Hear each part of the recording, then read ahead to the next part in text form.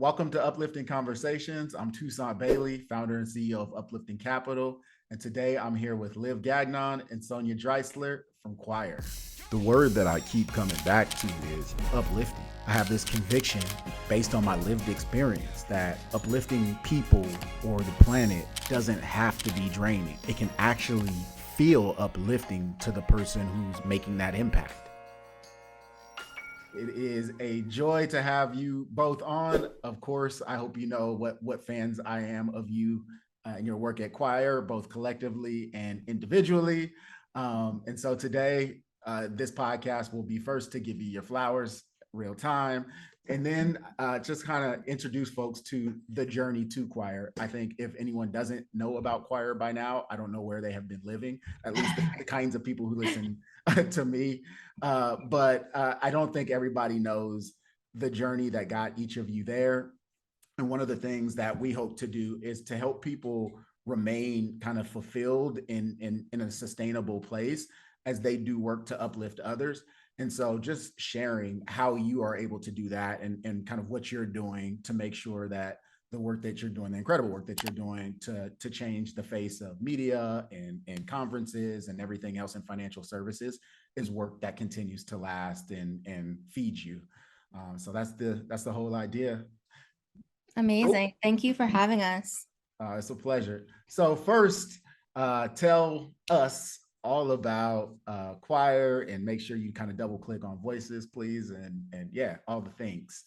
Great. Well, this is Sonya. Why don't I give the big picture and then I'll let Liv talk about Voices. Okay.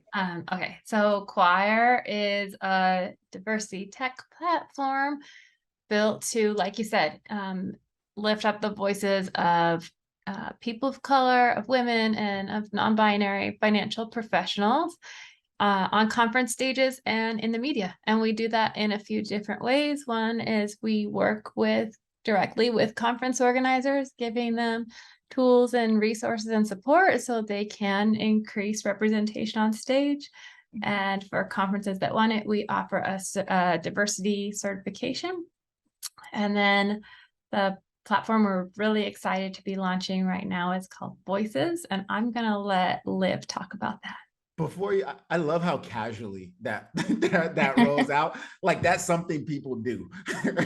I was trying to keep it really brief. Otherwise, if I start talking about the certification, I will tell you about the algorithm. All right, you got 30 seconds, Sonya. Right. You're like, yeah, we're just, changing the face of conferences and changing the way conferences and media have been done forever in financial services, and I'm sure we will also influence other industries.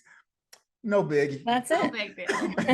I was a little brief there, but one thing that's really important that we do, it's not just diversity. We're not just looking at who is speaking when we certify conferences. We're looking at how visible each speaking role is, so that we're making sure that people of color and women, and specifically women of color, are represented at all levels of visibility, and not just like pigeonholed to the small panel that while there's 5 other panels happening. So we look at both visibility and representation and put them together to create our score. And the score is really a quantification of how representative a conference speaker lineup is compared to the US population. So we want all events, when you attend them, to look like the world we actually walk around in, instead of just a few folks recycled over and over at events. We can actually get a better picture of our world and how to move through to the future through finance. Unfortunately, that is incredibly ambitious. Yes, that's why we have 3 levels of certification. There is a gold level for conferences that do look like the world around us. And then we have really much more attainable levels, I would say, levels that are with work and intention. Conferences can reach certification even in their first year if they're really working intentionally. Yeah, no, what I like to talk about not minimizing victories, right? Like, so while we don't want to lower the bar, I believe it's super important to keep people on the journey, no matter where they start the Mhm. journey. So, Exactly, yep, exactly. very We do cool. have a very high bar for the gold standard, but we want to bring people along, and we know there's a lot of work to do, and there's a lot of people who want to do it. They just need some tools and some guidance and some help, and that's what we do. It's really it's a pleasure because we are working with people who also want to change, and they just need a hand. Calling them in, calling them Yeah, in. Exactly. yeah. Very cool. So, Liv, voice. Yes. Yes. Voices is, and when we get into our origin story, you'll find that's actually how the company in general started, was the idea for voices. And what it is, it's a two-way connection platform. And we're connecting people of color, women, and non-binary experts across all areas of finance with conference organizers who are looking for speakers, journalists who are looking for sources, and enterprises and companies that are looking for experts to partner with them on company content and marketing, like webinars and such. Mhm. And so the way it works is, on one end, you have our voices, who's what we call our experts, and they fill out essentially a digital media kit. It's their professional background, how they identify with their race, gender, other identifiers, like, are they part of the LGBTQ plus community? Are they veterans? Are they children of immigrants? Things that are all part of their identity. And we have keywords and designations and even videos of them speaking or stories that they've been in, so that we can really give journalists and conference organizers a full picture of who these voices are. And so the way it works is, if I'm looking for a speaker or a source, I can go onto Voices search. I could put in something as specific as an Asian American woman who wants to speak on panels and can talk about retirement. And by the way, she needs to have her CFP. So I can put that in, and a whole list of voices who meet that criteria will come up, and through the platform, journalists and conference organizers can connect with them. So that's, it's filling that final, once we've identified the areas of opportunity through the algorithm and the certification, it's that last part, is how do we actually help people expand their networks, because we have so many amazing professionals and voices in the industry that, for so many reasons, so many systemic reasons, have not yet had the opportunity to have that expertise amplified. Yeah, so like, I don't know, somebody's searching for a black man doing impact investing in the private markets. There's no way that they could find that on Voices. They On certainly the contrary. And you guys, I had a little, I love, you guys did a piece on my guy, Devon Drew, DFD Oh Partners, yeah. and his Mhm. success story at Voices, which I absolutely loved. Yeah, Yes. that was amazing. I actually met him in person. We ran into each other at a conference, and he told me his success story. He had signed up for Voices, and then only like maybe within a month heard from a journalist who had searched Voices, helped her like with background, or maybe gave a quote on an article that she was working on, and she found him based on his subject matter expertise in Voices.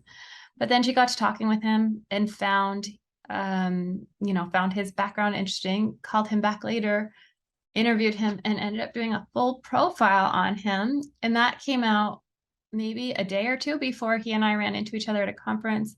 Yeah. And he told me his phone kept ringing, and he couldn't keep up with all the messages he was getting, and about his business, which is just the point of Voices. Is one of the main reasons that we want to do this. Of course, we want to amplify people's voices because we want everybody to hear their ideas, but also on top of that, having your voice amplified like that brings in so many opportunities, career opportunities, business opportunities, growth opportunities when people know what you're up to.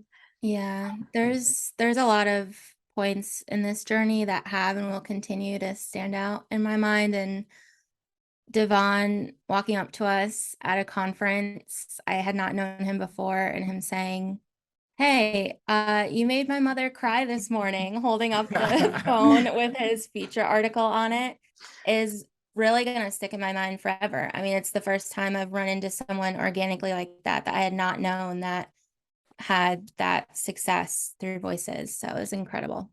Yeah. Seeing your work actually kind of ripple out is incredible. It was amazing. I was crying in my drink at the bar after he left. Yeah. So speaking of crying in your drink, or just crying, period, like a lot of this incredible work that lifts us and takes us to these positive affects when we see its impact starts at a place that's not necessarily as high and light. You know, it can be grieving what things look at like right now. It can be regret of things like missed opportunities, or regretting other people's actions, or collective things that are regrettable. What was it that really kind of was sitting somewhere with you that you thought some circumstance needed to be changed in this way, or like not some circumstance, conferences, media exposure, and representation needed to be changed in the fashion that you guys are going at them? So Liv and I have different stories, but very, in the answer to your question is actually pretty similar between the two of us. I can tell mine, and then Liv can tell hers. But in the last 6 or so years, I've been speaking and writing, and a lot of that work has been about fostering candid conversations about race and gender and finance, and working to advance, you know, racial and gender justice. And because of that, both conference organizers and journalists have often come to me to ask, saying something like, "Hey, I really would love to have a wider variety of sources for this article. Do you know any women that I can contact who might be a good source about XYZ topic? Or do you know any people of color that can talk about 401k, whatever it is?" And then same with conference organizers. "Can you introduce me to some speakers that you know? I know you have a good network." And so I was doing this a lot, like as a volunteer, sort of, without really a company or an organization. It was just me making a lot of introductions inside of my network. Pro bono. And then, what's that? I said pro bono. Thank you. Pro bono, yes. And then Liv called me with this idea that she had, which is now the Voices platform and is the thing that started Choir. But I'll let her tell her, you know, what led her to call me with that idea.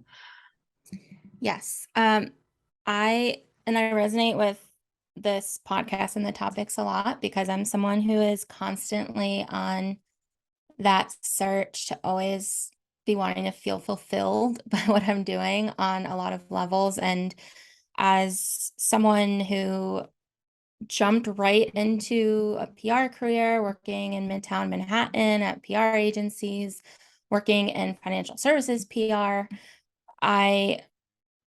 there's always a disconnect between, okay, I'm good at this thing, media and PR. However, there's some piece that's not fitting for me. I'm not feeling that sense of fulfillment. I'm not telling the stories that I want to tell. They must just not exist in finance. And that's what I thought. And so in 2018, I started my own agency. I said, well, I can do this on my own. I'm going to focus on branding and messaging and PR for companies that I can curate and are led by women, led by people of color, companies that are making an impact on the world. And what happened when I was, on my own and I had this little group of clients is I realized that there was a major gap between the people I was working with every day and the stories I was listening to through my clients and what the media was showing our industry looked like, and also what conferences was showing our industry looked like. And it was, it's like I was building it and didn't know I was building it, like Sonya. And it was, after the murder of George Floyd and media started reaching out and saying, we want to speak to Black advisors, we want to speak to advisors of color. And it just clicked like this. I should not be being asked to connect folks in these, points in history and for no other reason, right? Like we need to change the entire landscape because I am certain it exists.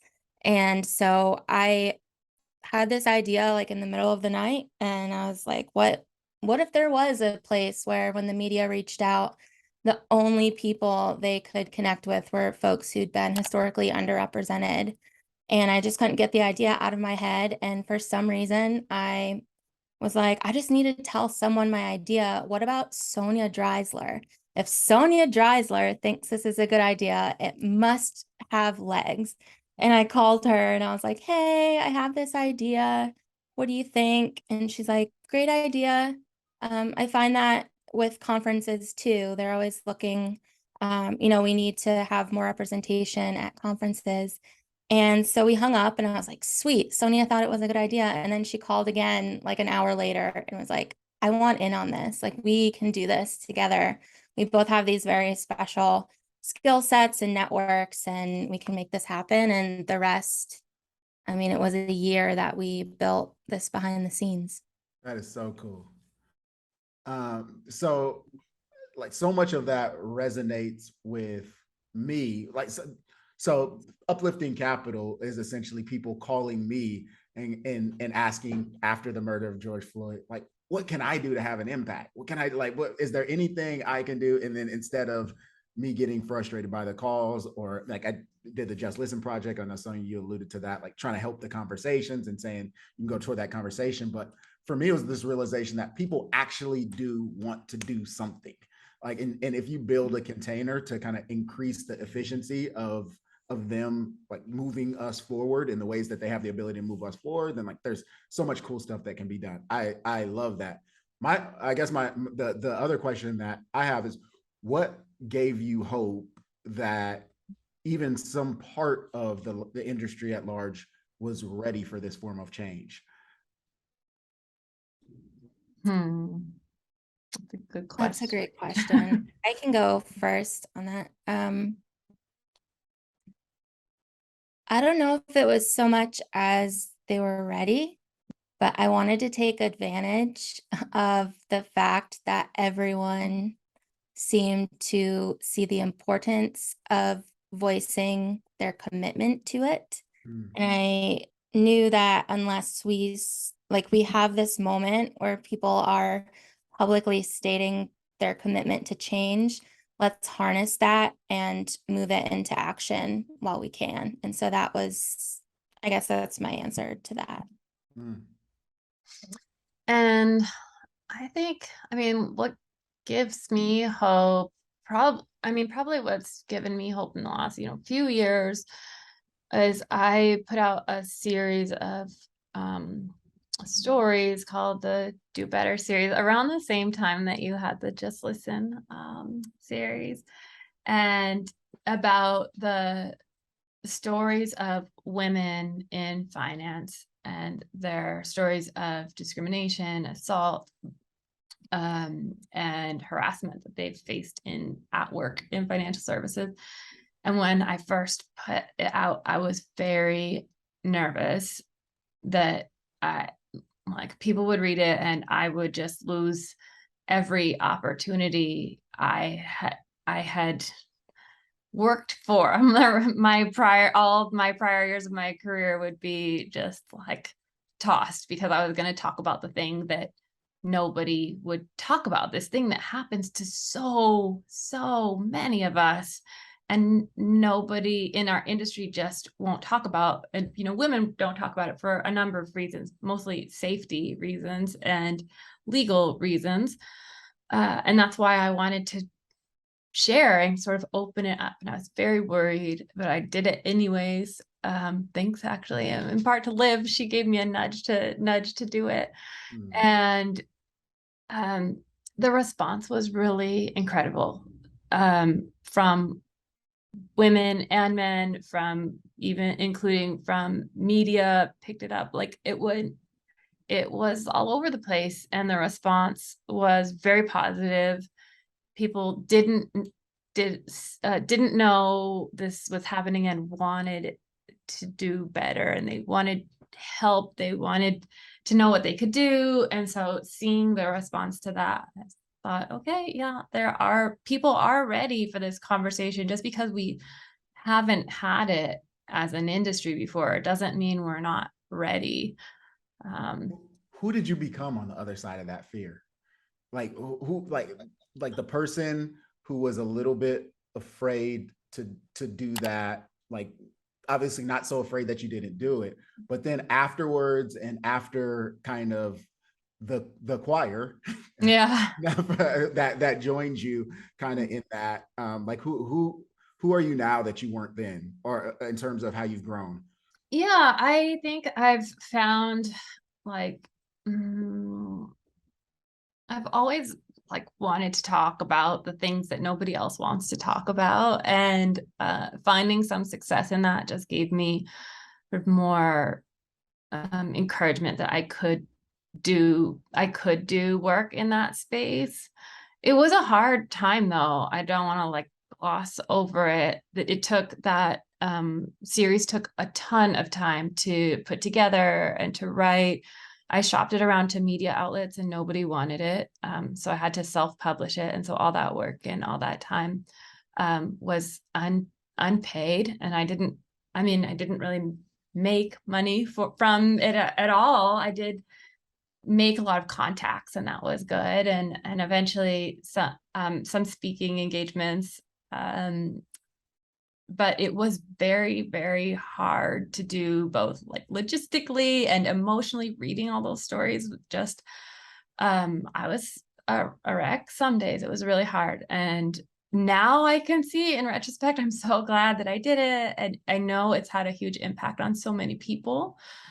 And I'm glad I did. And I feel like it was just a very good learning experience for me. Yeah, another learning experience about the what I am capable of doing, that I had not done before.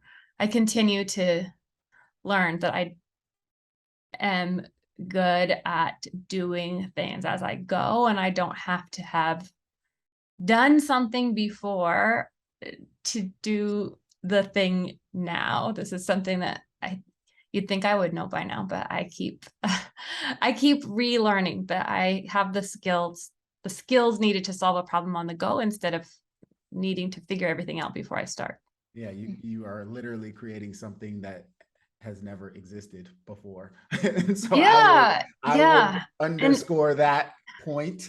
And in the last, I don't know, maybe 3 or 4 years of my career, I have given more thought and more credit to the power of imagination than I used to before. I mean, we can talk about, I know you want to talk about our stories, and I'm happy to talk about the first part of my career where I didn't get to do like this type of work at all. And it's kind of hard for me actually, to not, and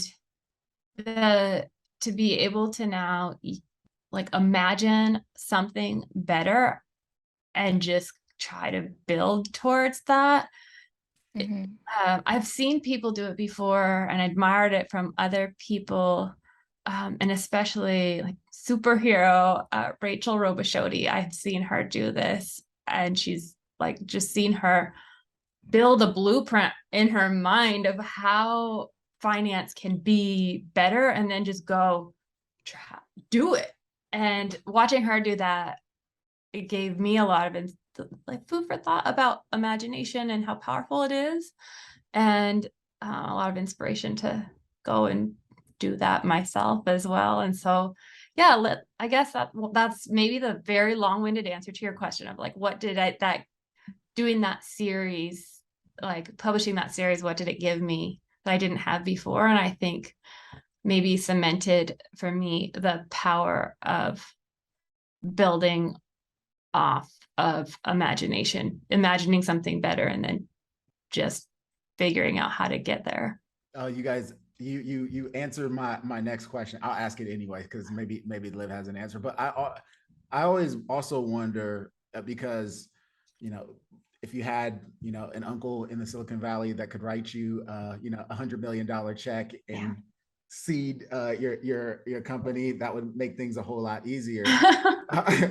But people like us have to do something. They have to stretch instead of chase, right? So we don't get to sit back and chase resources that might help us solve these problems. Yeah. We actually have to stretch the resources that we have. So maybe talk about what gave you the courage to kind of stretch from where you are. Yeah. The courage for me, I knew coming into this that it was going to be a stretch. We very early on decided we don't want to just immediately go out and get funding. We don't want to get, we want to really try to bootstrap this and do this ourselves. Neither of us have a rich uncle in Silicon Valley or people to do an angel round of funding for us. So this has been, we're like, well, we have consulting firms already. We'll just do 2 full-time jobs until, we can just focus on one. And so that's what we've done. We've both just worked more than full-time on Choir, and at this point, probably part-time on our consulting firms. And I think the courage there, a couple of things personally and more logically, I think there's a lot of privilege in being able to say, if I really thought about the worst case scenario, having to move in with my sister or my dad isn't the worst, isn't that bad in the grand scheme of things, right? Like when I was really weighing the risks of what if you try to build something and it just doesn't work. Or, from a credibility perspective, what if we try to build this and it fails? Like, what is that going to look like? And I was confident that we both had built honest careers for ourselves, that, the perception of others at the end of the day, no matter what, people know who we are in our hearts. And I think personally for me, I lost my mom when I was in my mid-20s. And one of the things that did to me is it made me realize like all of these things that we worry about, like in my head, the worst thing had happened. So why not just try and go really freaking big and just keep going and see what happens in life, because it's so short. And as long as I have the opportunity to try and fail and try and succeed, I want to keep doing that. In my mind, you have succeeded. Like hard Thank you. No matter what happens from here on, like I think you have created but permanently created the form of change that you are hoping to create. And so I hope and believe that the business will continue to do well and grow, and you will like succeed actually. like capital S succeed. But yes. I love what you guys have done. So what are some I call it micro acts of courage, but what are some small things that people, if they haven't understood the issue of representation and the need to improve it, like what are some things that people, financial advisors, conference organizers, anyone who's listening, like all 5 of them who are listening right now, what could they do today, maybe to start create like going in the direction of change? So, I mean, very specific to, our realm of business, say the conference business. Gosh, I mean, we could talk for a long time about the different things that people can do for a change, but I'll get really specific to what we do. When you're thinking about attending an event, whether you're a speaker or an attendee, or even a sponsor, look at that event and see who's speaking, see what the representation looks like, and engage with the conference organizers around that. Let them know that that representation is important to you. And there's a few ways to do that. We actually have a very easy one on our website. We have a pledge that people can take that has 4 very basic standards that we hope that all conferences can meet. These are baseline standards. This is not like the gold, not the gold standard, but very basic representation in keynotes, in panels, not pigeonholing women of color to only DEI sessions, which is something we see a lot. So some pretty basic standards. You can sign the pledge if you want and say that, you'll only speak at or attend conferences that meet these. And it comes with a whole bunch of resources so that when you get a speaking invitation or when you get an attendance invitation, you have an email template that says where you can reply and say, yes, I would love to speak at your event. I've signed the choir pledge and I would love to speak at your event. If you are working towards meeting these 4 specifications at your event, can you let me know?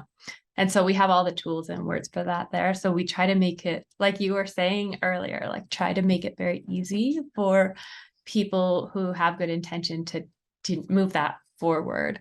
And whether or not you sign the pledge, it's something that you can do. You can look at the pledge standards, you can see and have a conversation about that. I'm a speaker and I will not moderate a panel of all men anymore. I have in the past, but I won't anymore. And I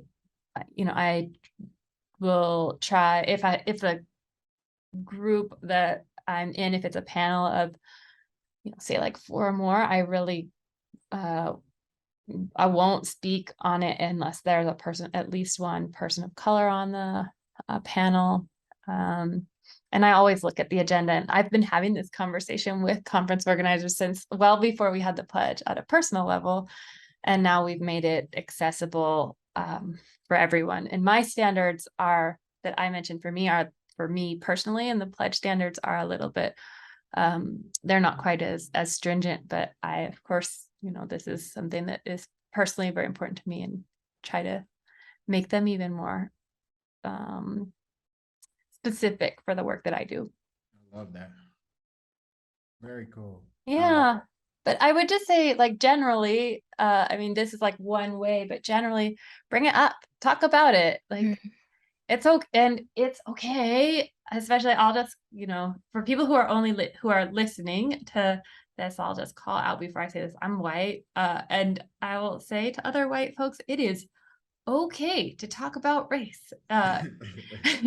Everybody knows that it's there. It's okay to talk about. And yeah, it can feel really awkward sometimes, and you might stumble, but you've got to get started. And if you go in with good intention and you stumble and you say something wrong, you can apologize. It is one of the greatest tools you have in your tool belt, is the ability to offer a sincere apology. And then so go have uncomfortable conversations and see what you can do to advance. Don't let your nervousness about saying the wrong thing keep you from saying anything at all. Yeah, I would add, for white women in particular, we sit in such a special place where we have had more opportunities through our careers due to the fact that most of our industry's DEI programs for many years have mostly really just benefited white women predominantly. And so we've had possibly more opportunity to have bigger platforms And with those bigger platforms, we also can tap into the underrepresentation, the struggles, the fears that we've had being women in a male-dominated industry to connect with those who don't have the same platforms as us. So I think white women have an opportunity and some would say a responsibility to really hold that door open for others to climb up. All right, so appreciate you too. So last question for each of you or for both of you is, what does uplifting mean to you? I